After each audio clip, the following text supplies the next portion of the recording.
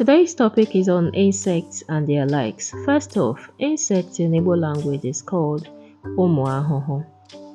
Cricket, abuzu, grasshopper, ụkpana, black ant, agbụsị, sugar ant, ndịda, termite, akịka, tello ant, akpankara, spider, ududo, praying mantis, otiokpo, cockroach, ọchịcha, beetle, ebe, maggot, ikpuru, lice, igwu, fake, akpị, winged termite, akụmkpu, dragonfly, tatambereke, housefly, ijiji, bedbug, chinchi, mosquito, anwụnta, butterfly, olokolombụba, tsetsefly, ududo, bee, aṅụ, wasp, ebu.